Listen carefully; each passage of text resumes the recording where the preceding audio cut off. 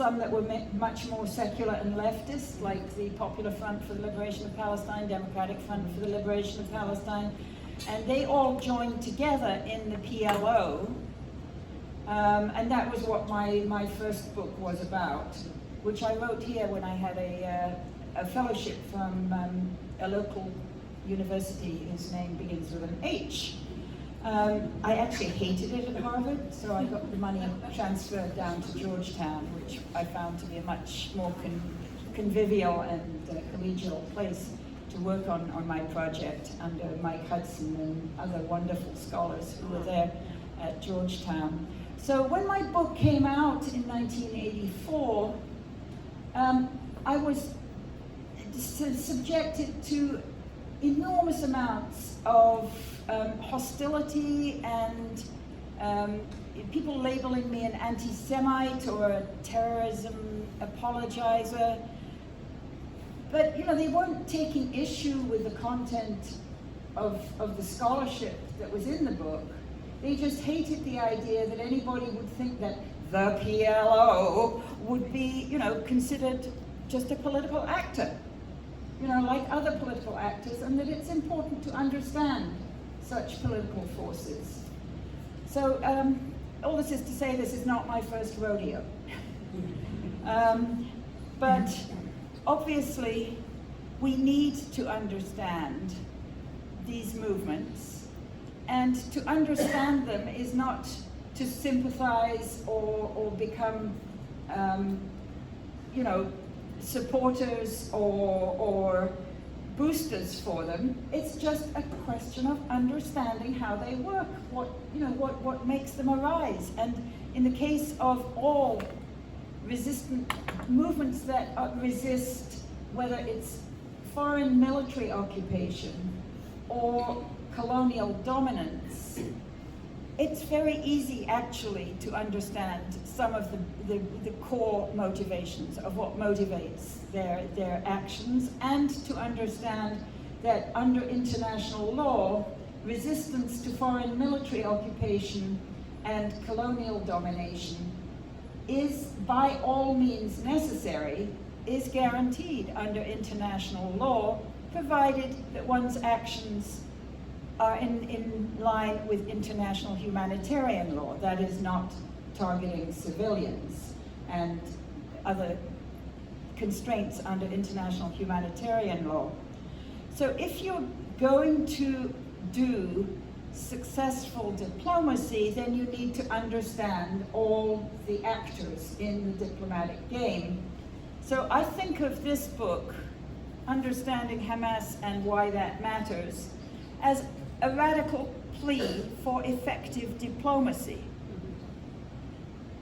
Because if we don't understand both the internal workings and the motivations of a group like Hamas, or Otzma Yehudit, or the extremist groups on the Zionist side, if we don't understand their motivations, their internal dynamics and their goals, then how can you have effective diplomacy? So going back to the work I did on the PLO in the 1980s, my book, actually as I was writing it here in Cambridge, Massachusetts, in June of 1982, the Israeli military, under the thinnest of constructed pretexts, invaded Lebanon right up to Beirut. And it was a very traumatic part of my life, because all my friends and family were still there in West Beirut. And I have to underline that at that point, large portions of the American left were very supportive of the Israeli war effort, including Ms. Jane Fonda. Hanoi Jane was there entertaining the Israeli troops as they were around Beirut on the mountains, shelling the bejesus out of my friends and family in Beirut. At that point, only liberal Republicans dared, in the political arena, dared to raise their hand, people like Chuck Percy or Mac Mathias, and say, what the Israelis are doing is wrong. And even Ronald Reagan picked up the phone and spoke to Prime Minister Begin and said, Menachem, I'm looking at what your people are doing in Beirut and it looks like another Holocaust. You have to stop. Which Begin didn't like being spoken to like that, but he did stop that round of shelling. So anyways, fortunately, well, not fortunately, but as it happens, the politics in this country have changed. And certainly on the left, there's a lot more understanding of Palestinian resistance than there was in 1982. So in 82, the Israelis succeeded in expelling the PLO armed formations from Lebanon. That was one of their war goals, and they succeeded in that. They were less successful in installing a pro-Israeli government in Beirut. In fact, over the years that followed 1982, the presence of the Israeli occupation forces in Lebanon incubated this completely new organization called Hezbollah, which had not existed. So, you know, that is worth noting that that was one of the other effects of the Israeli military assault of 1982. So in the book that I was writing that year and the year that followed, that came out in 84, I predicted, it wasn't like rocket science, but I did predict that the center of gravity of the Palestinian resistance movement would shift from the Palestinians who were in diaspora, like first of all, they'd been in Jordan. So they started in Gaza under the Egyptians, but in a very conflicted relationship with the Egyptians. And then they spread to Jordan, then they spread to Lebanon. But the armed resistance was in the diaspora was essentially wiped out at that point. The PLO moved its headquarters to Tunis, as you might recall. So I predicted that the center of gravity of the movement would shift from the diaspora Palestinians to the Palestinians still living in their homeland, of whom there are today around 7.5 million, and back then there were probably 4.5 million 40 years ago. And that indeed was what happened. And in 1987, we saw the outbreak of what's called the First Intifada, which was a large, overwhelmingly non-violent civilian resistance movement against the occupation in the West Bank and Gaza. And 1987, when that happened, December of 1987, you also had a very important decision taken by the Palestinian branch of the Muslim Brotherhood. The Muslim Brotherhood being a Sunni Muslim religiously, obviously a very religiously motivated organization that has branches and chapters throughout most of the Arab world, actually, the Muslim Brotherhood. And they have a particular modernizing form of Islam that they pursue and have pursued for a long time in different ways in different countries. In December 1987, the Palestinian branch decided to explicitly enter the political arena, and they formed this new organization called Harakat al-Muqawama al-Islamiyya, Hamas. And prior to that, they had done sort of grassroots, religiously based community organizing, let's say, a lot of education, a lot of social service provision, a lot of involving women from the beginning. I mean, one of the big things that Sheikh Ahmed Yassin did in the mosques that he built throughout Gaza in the 1980s was to ensure that there were 2 floors for the worshippers. There was a floor for the men and a floor for the women, which had not been the norm before. And they were always big supporters of the education of women and the inclusion of women in public life, which parenthetically is a key marker, one of several important markers of difference between Hamas and ISIS.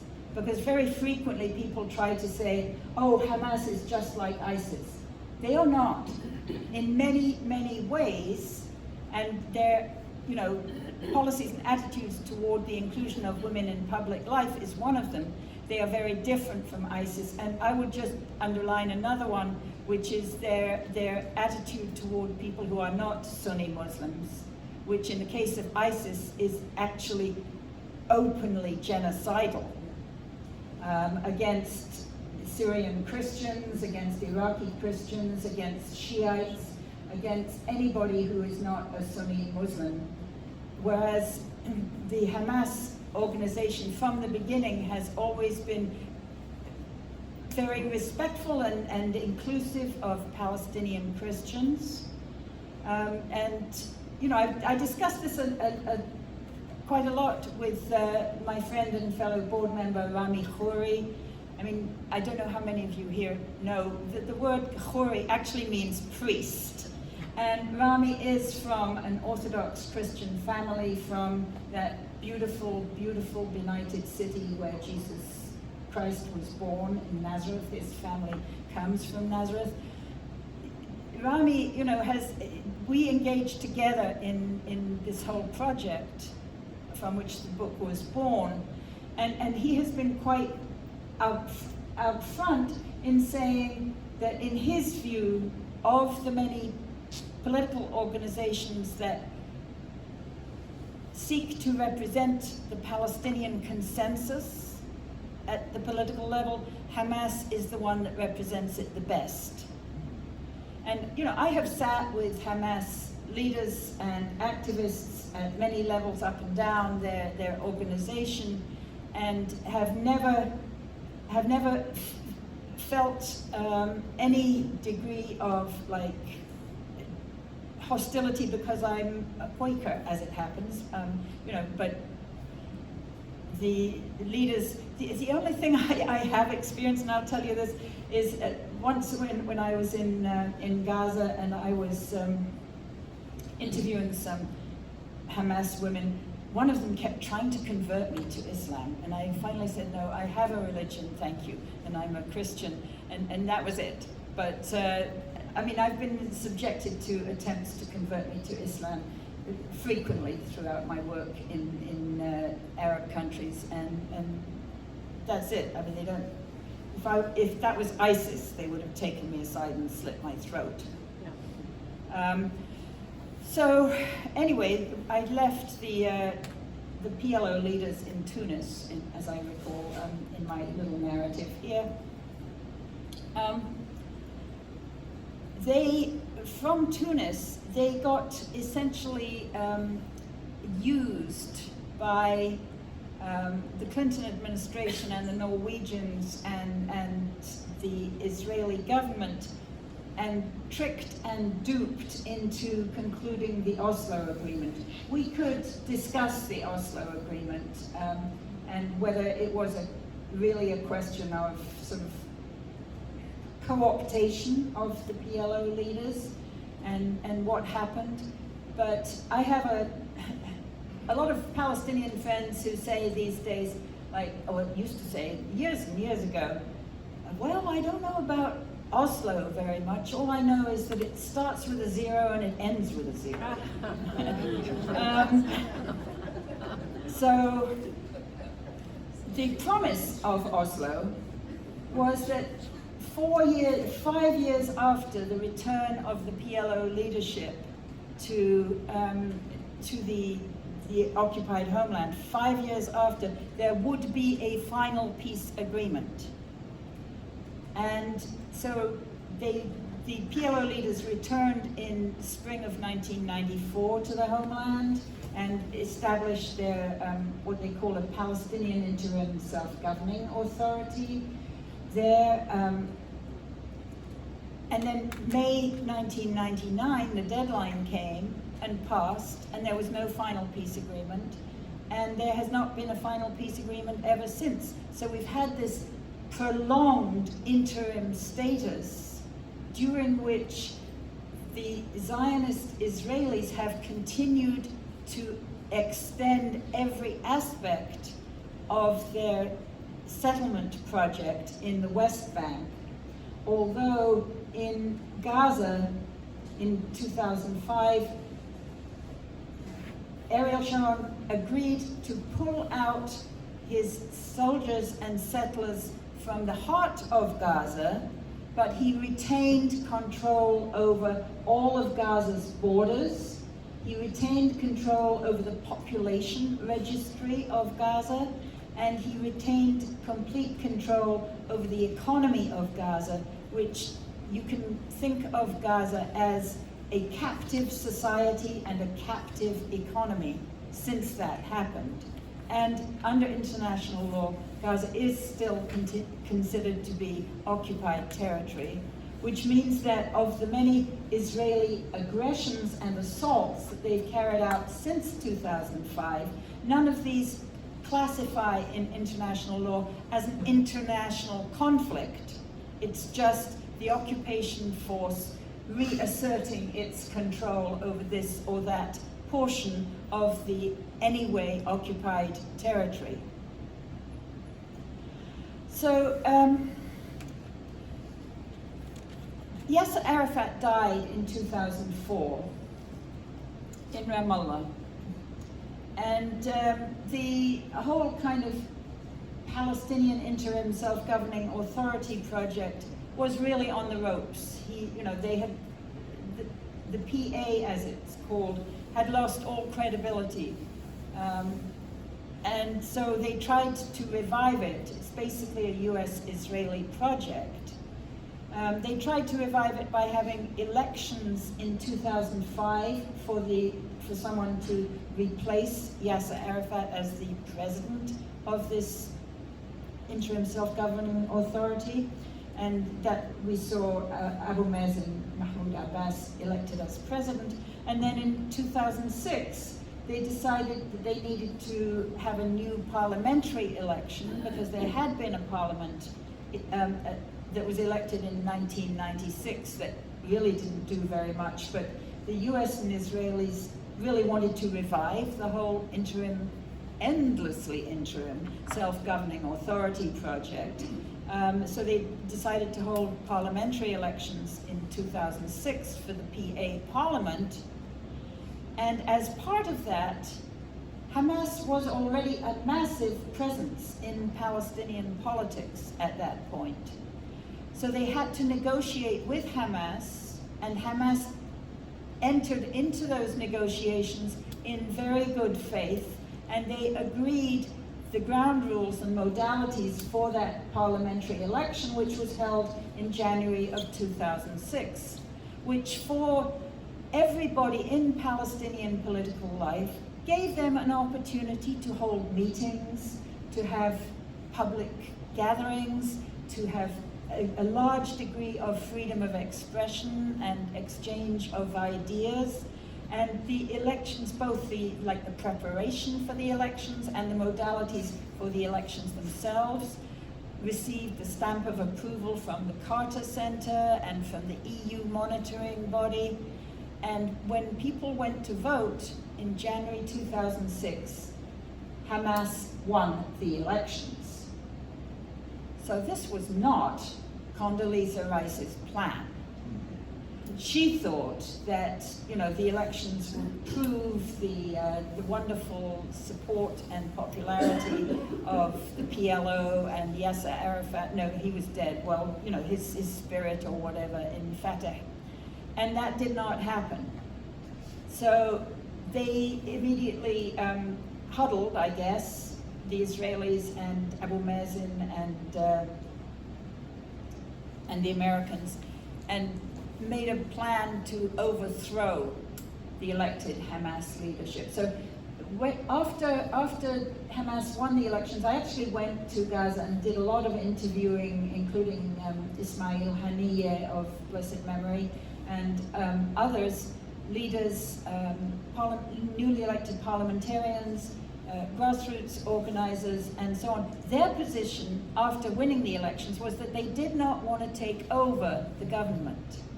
They wanted to be part of a national unity government. But, Fatah and their Israeli handlers didn't want to have that at all. Instead, they plotted a coup against Hamas which failed, and that led to the division between Gaza and the West Bank. And actually there's an article by a writer called David Rose that we have in our bibliography here that gives more details of this, and it's definitely worth reading.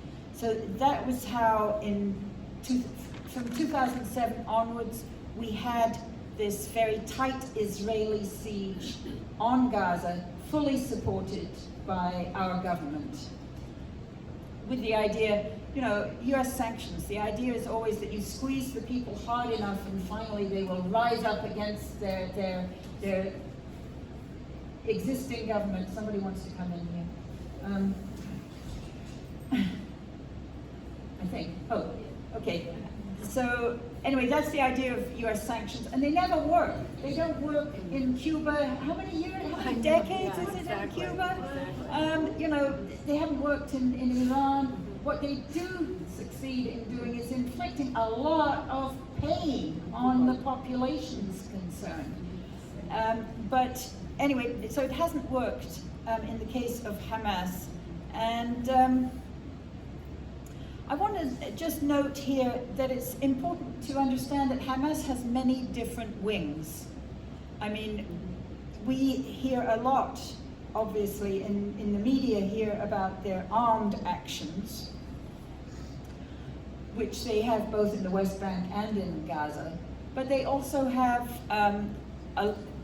wings that do community work, like helping, you know, widows and orphans and providing feeding programs where possible, providing actually in Gaza under the genocide, desperately trying to provide clean water and basic municipal services and police services as much as they can. And that is when, you know, the Israelis kill, like they targeted a gathering of Gaza police people who were meeting at one of the hospitals, and then they say, oh, we killed so many Hamas operatives, as though that makes it legitimate. These were not armed fighters. These were municipal workers, including, you know, sanitation workers and you know, civilian police who are not legitimate targets under international law. So all of these wings, which, you know, they have also organizations, they have the organizations in Gaza, they have the organizations in the West Bank, they have organizations in Lebanon, they have, and all of those have, you know, these many different wings, but they, including an armed wing, they also have right now some unarmed organizations in Syria, and they have a lot of unarmed organizations, community organizations in Jordan, where, as you know, probably the vast majority of the population are Palestinians. But of course, they're under the US-supported and very repressive regime of King Abdullah there. And the situation of Palestinians in Syria has actually improved a little bit over the past months with the easing of the previous tensions between Hezbollah and Hamas. We can talk more about those relations later. So at a political level, Hamas has 4, you can call them chapters or branches or whatever. There's the one in Gaza, there's the one in the West Bank, there's the one that covers all the diaspora Palestinians, both the ones in the near diaspora and the ones in the Gulf and overseas. And then there are the prisoners, because the prisoners are obviously numerous, but they include some of the leaders of all the organizations, including Fatah and the Popular Front, and these are respected political leaders who are in the jails. And there's been a lot of, historically, prior to the genocide, there was a lot of real political leadership exercised from inside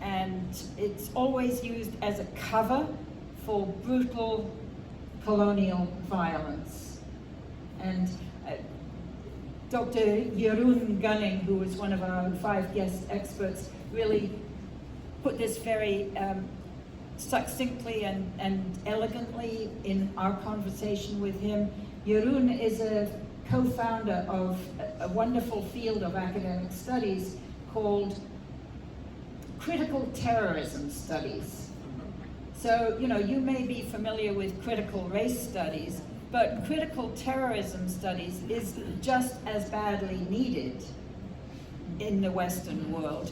Because, you know, I live in Washington, D.C., it is just like, the air is heavy with all these heavily funded terrorism centers. You know, this Center for the Study of Terrorism, that Institute for the Study of Terrorism, this university department, you know, that Pentagon-funded think tank, whatever.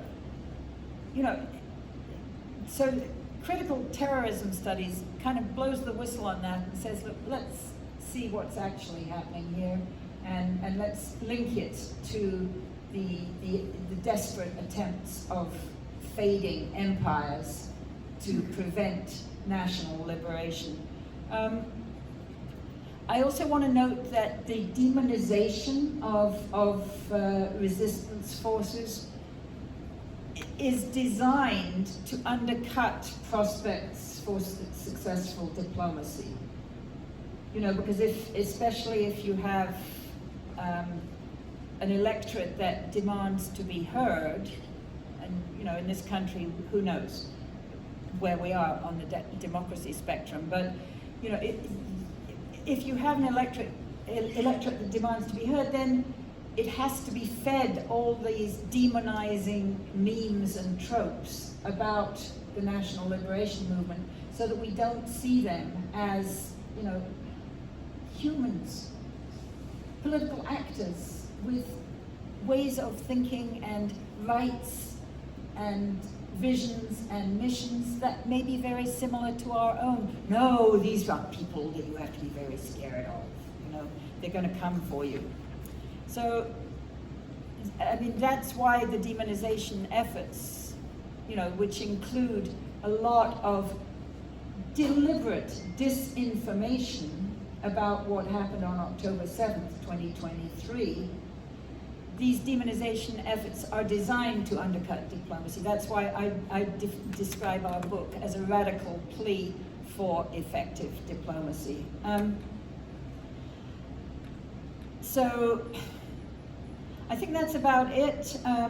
Underline that Hamas is not ISIS, and there are so many ways in which it is different from ISIS.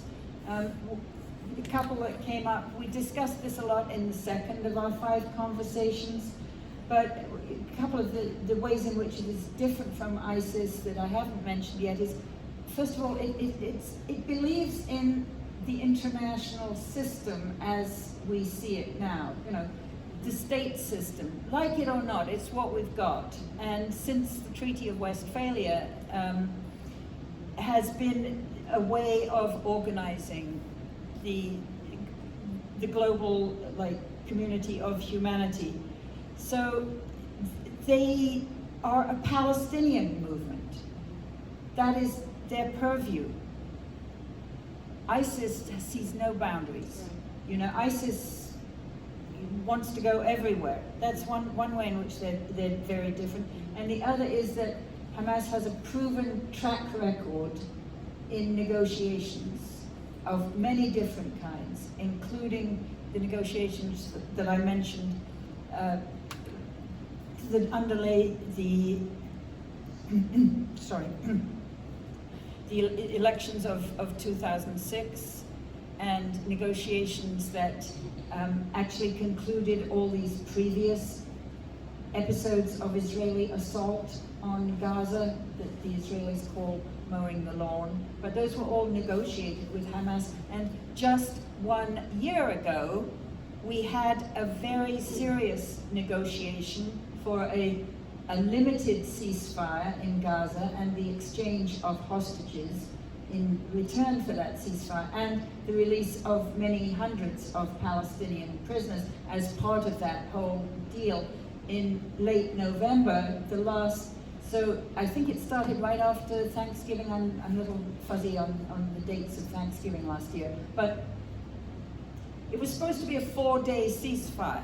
It worked so successfully, they extended it for a further 2 days, and then it worked so successfully that they extended it a further day. And in that process, as I said, well, first of all, the cessation of hostilities was observed on both sides, and including there were provisions that the Israelis would withdraw their surveillance from Gaza, their overhead surveillance, so that Hamas could actually move around and bring the hostages to the exchange points.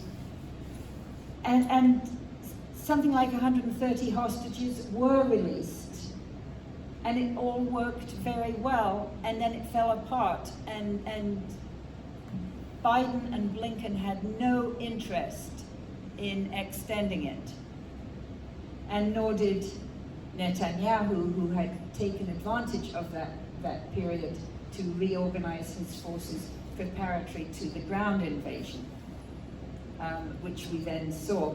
So, but going back through the history of Hamas, there are numerous instances in which they have negotiated successfully, and abided by the results of those negotiations. That is not like ISIS. I mean, so anyway, those are a few of the points that I want to make.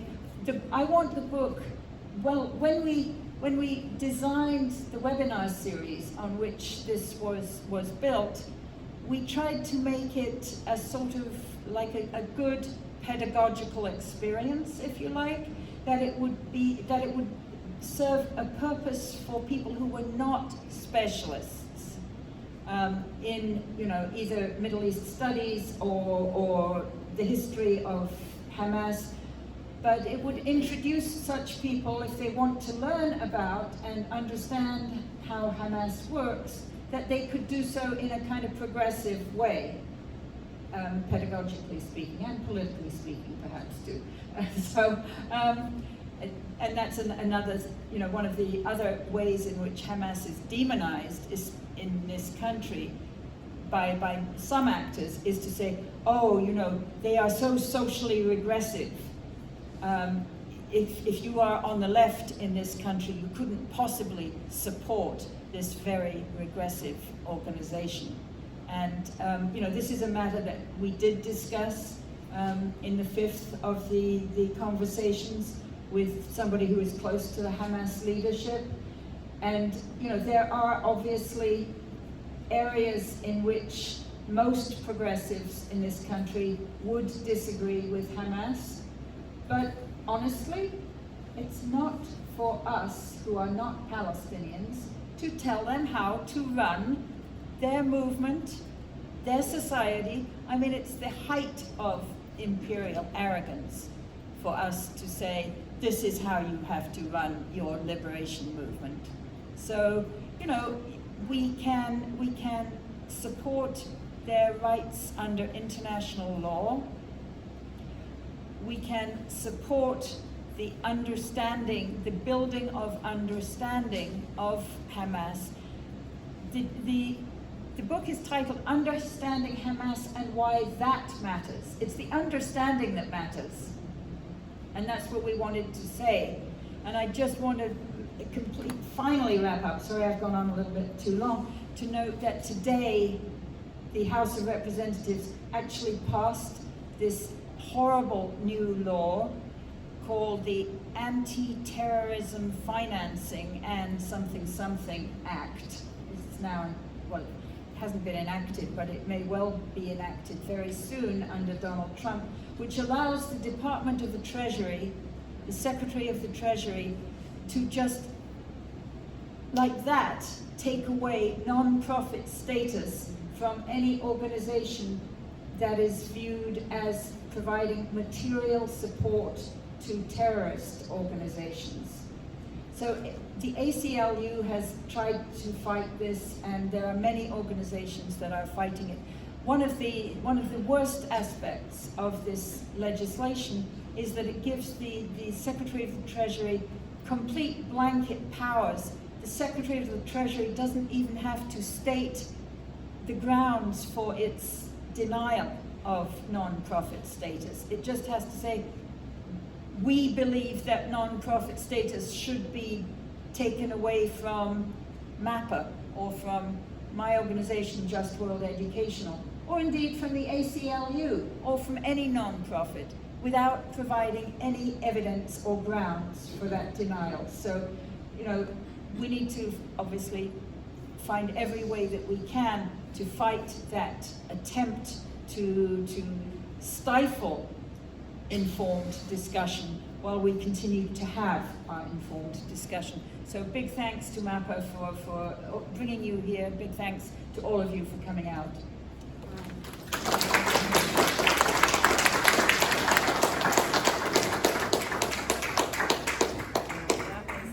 That was quite the tour d'horizon, Helena. That was just excellent. Thank you so much. And of course, you know what the thought that you left, at least me with, is wasn't this supposed to be the land of the free and the home? Okay, maybe not. Okay, let me. We're going to have a Q&A at this point, but I would like to begin by throwing out a question to you, Helena, if you don't mind, with a little bit of just a background as well. Of course, Hamas is not at all to be compared with ISIS, or ISIS with Hamas, and I'm glad that you made that perfectly clear, and of course I think everybody in this room should agree with that. The Palestinian historian Yazida Sayed of the Carnegie Middle East Center in Beirut has written recently that, and I'm quoting, the Palestinian struggle needs to be reimagined with new leadership. He notes that when in 2017 Hamas accepted the two-state solution in its revised charter, it was retracing the path previously taken by the PLO under Fatah between 1973 and 1988, with whom Hamas, of course, had become hostile, and vice versa. In other words, Hamas was playing catch-up, but rather late in the game, when the window for a two-state solution had closed with the rise of the ultra-religious nationalist direction that Israel was taking. So given also that the 7th of October attack occurred in the midst of Israeli protests against Netanyahu, and without consultation with its allies in the axis of resistance, including Iran and Hezbollah and such. And by the way, Iran is the only state in the Middle East that actually stands up to Israel. There's no other state that does. And of course, you mentioned that also in the book, that it was done without consultation with Iran. Given all of this, how strategically and politically savvy is Hamas? Gosh, that's a huge question because you have so many little strands of argument there. I would say they had reason not to share the details and precise timing of their plan with their colleagues in the axis of resistance, who include Hezbollah and the Islamic Republic of Iran, and also the Houthis, and to a certain extent the Syrian government. And I would say that the reason not to share it, and actually the details of the plan and the timing, were not even shared by Yahya Sinwar with the national leadership of Hamas, which was outside, and those are operational security reasons.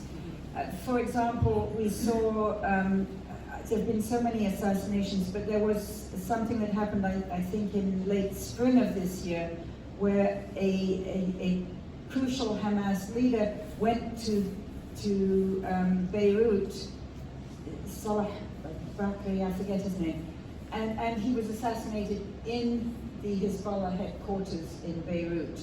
You know, so operational security, I think, can definitely explain, you know, why the details were not shared. But obviously, the Hamas national leadership had given a huge budget and support in many ways to Yahya Sinwar and his, you know, people in the military in Gaza to undertake planning for a massive operation. That much is clear because the advanced planning was evident and has been evident ever since, because the Israelis have not been able to take out the tunnel network. That tunnel network, you know, is extremely deep. You know, in strategic terms, people talk about having strategic depth.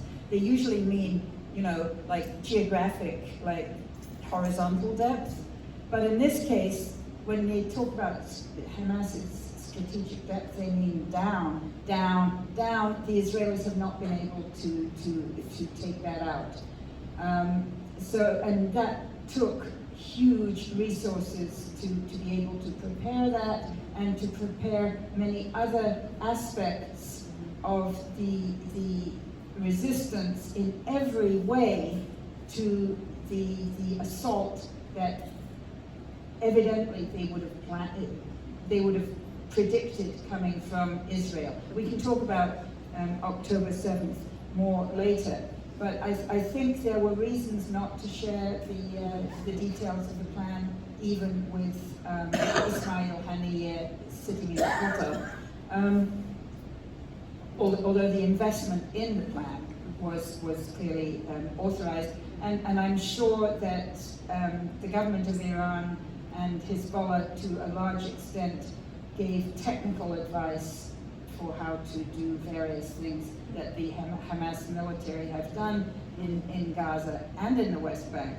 And those technical military channels of cooperation have existed since 1994, when Yitzhak Rabin came in as prime minister, and he expelled 400 Palestinian community leaders from the occupied territories, most of them Hamas people, and he tried to expel them to Lebanon. The Lebanese government wouldn't take them. They sat on Marj al-Zaghur in South Lebanon, and Hezbollah came, and essentially the 6 or 7 months that the Hamas leaders from the West Bank and Gaza were there in South Lebanon with Hezbollah, you could say was their military training ground, because Hezbollah knew how to do military resistance by then much better than the people in Hamas. So those military channels, military links go back a long time,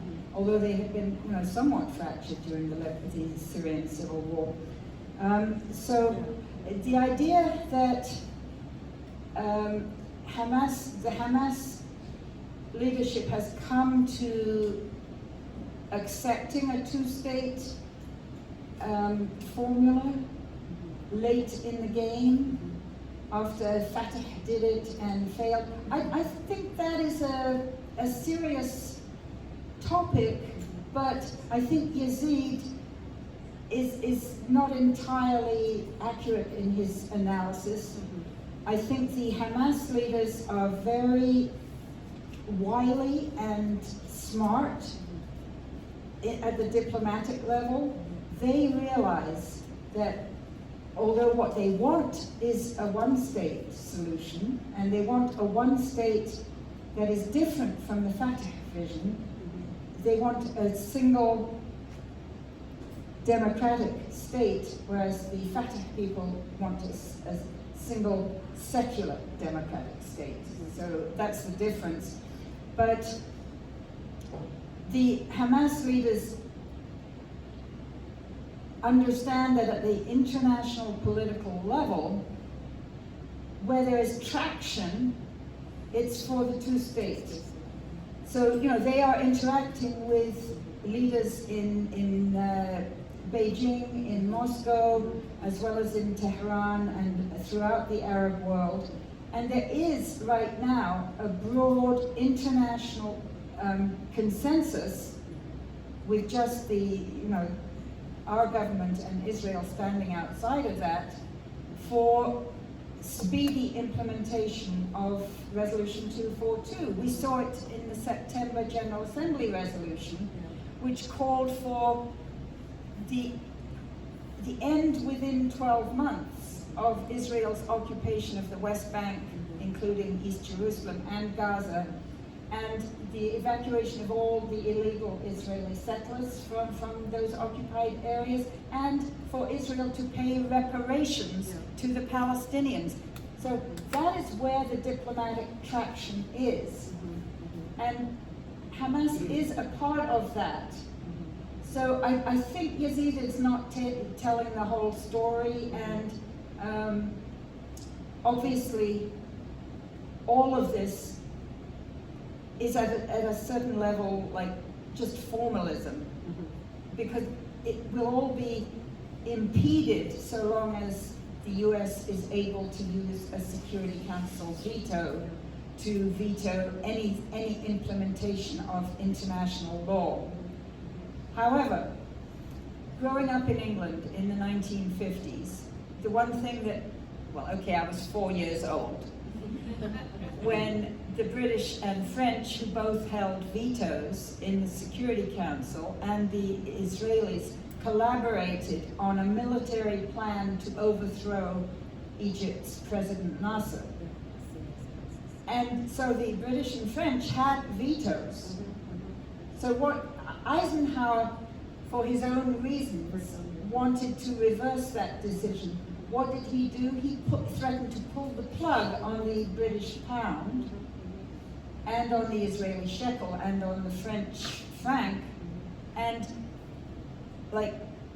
the British immediately withdrew from the occupation, and that trilateral aggression against Egypt failed because of the use of economic power.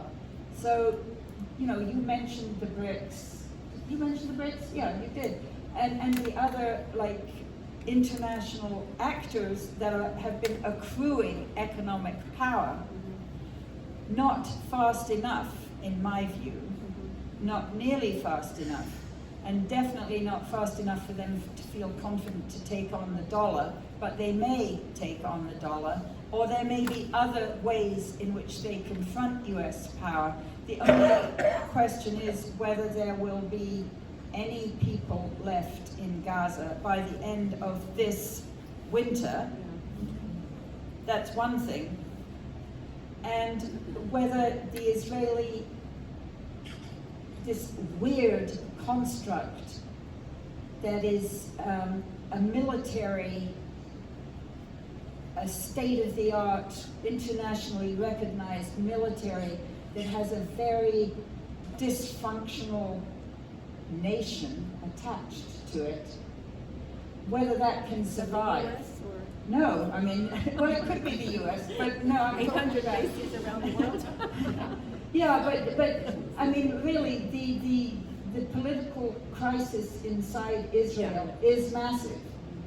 So whether, as Yazid seemed to be arguing, the Palestinians should just have, caved in to the Israeli people who were, I don't know, a lot to discuss there, but the one state, two state thing is worth discussing, and the wisdom of the Hamas leadership in its decision making about October 7th is definitely worth discussing, and I'm happy to do that more. Okay, thank you for that. Comments and questions? Yes, the gentleman in the back. Yeah, actually, it's both. Could you maybe? Yeah, actually. Yeah. I'm loud, promise you. They don't hear me. One thing that Maybe actually... you can come up here. Yeah, how's that?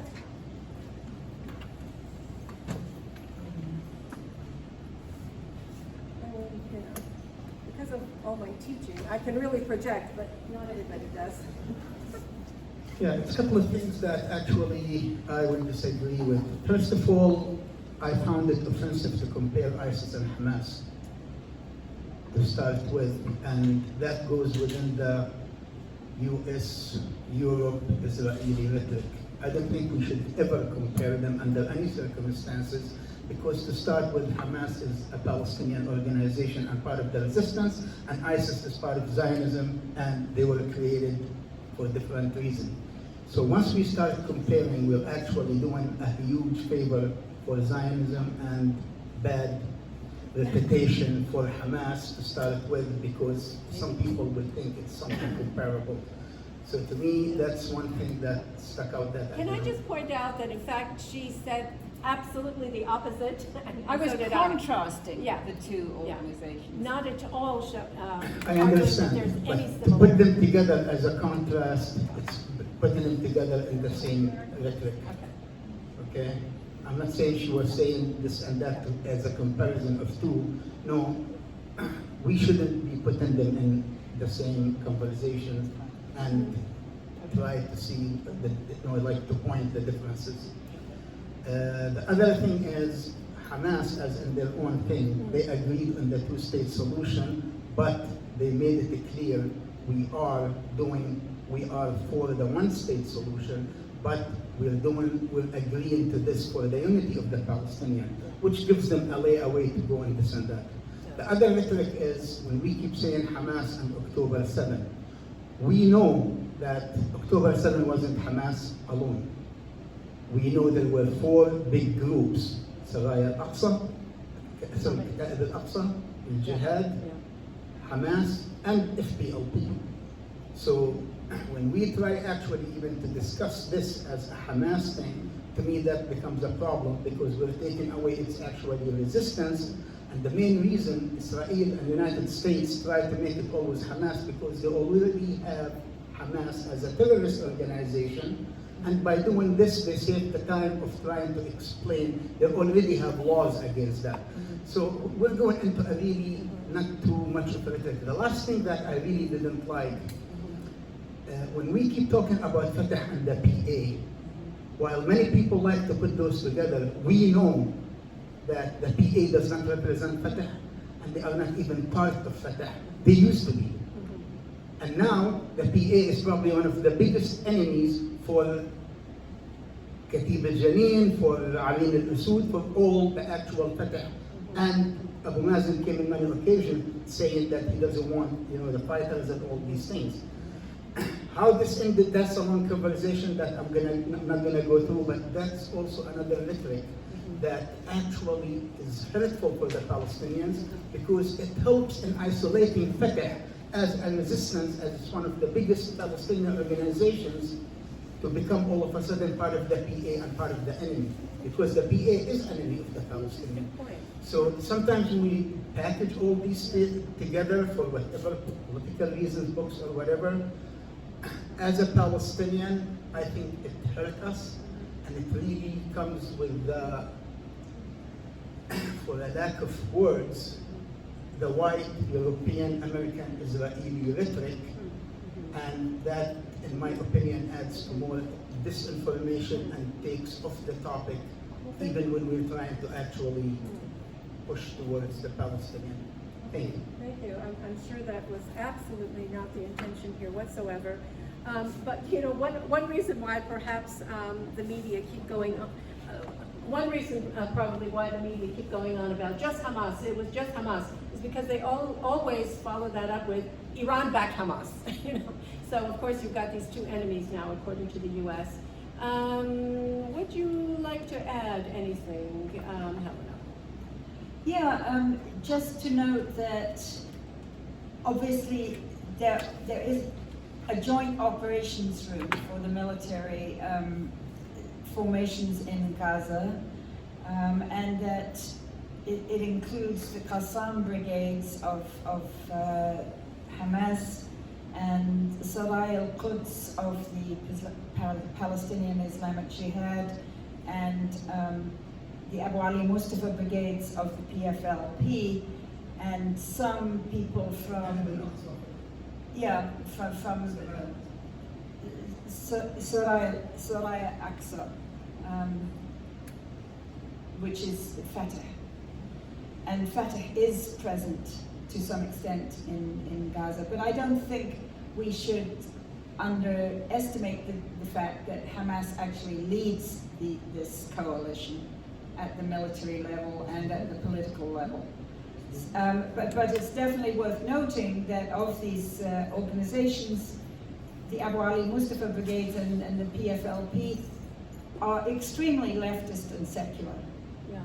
So, you know, that's another reason that we should be able to counter this idea that is spread that, oh, progressives in the West couldn't possibly, you know, do anything to support or legitimize Hamas. Well, the progressives in Palestine are 100% in the Hamas-led coalition, both in Gaza and in the West Bank, where they work very closely together.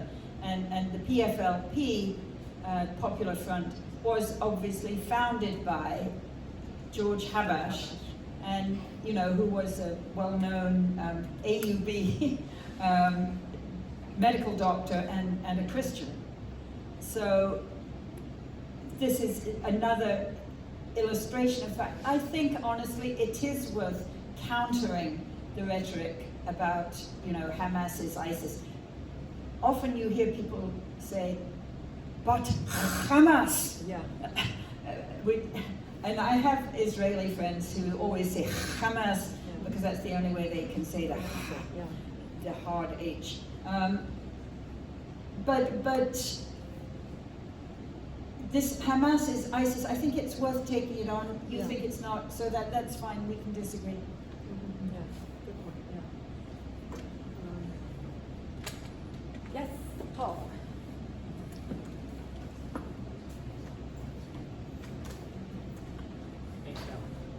Thank you.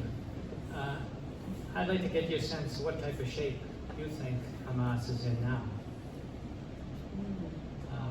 And then ask a historical question. For the 1987 Intifada, did the PLO come back into the occupied territories to lead that? Who led that, if anyone? And my memory is that in order to try to crush the Intifada, Israel released Hamas prisoners who did political battle with the PLO, and that was a significant event that kind of undermined the Intifada. But I'd like to get your thoughts on that.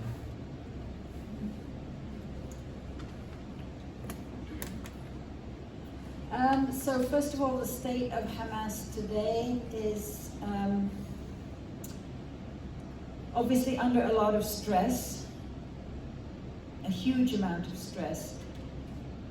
I think they underestimated the ferocity and cruelty of the Israeli response. The desperation of the Israelis in their response. But I think they have proven themselves able as a political and social and military movement to withstand this horrendous and cruel Israeli action. We see that the military are still regularly attacking Israeli ground forces. Both the Hamas military, the Qassam brigades, and the Saraya al-Quds and the Abu Ali Mustafa brigades are regularly posting videos that prove that they are still militarily active. At the kind of level of the sort of civil government level that I mentioned earlier, in terms of having like people who can run the municipalities or people who can run the police, obviously all of that has been under horrendous attack because that's exactly what the Israelis have been trying to pulverize. When they attack the hospitals, they attack the schools, they attack the Gaza municipality, they attack the desalination plant, they attack, you know, what food distribution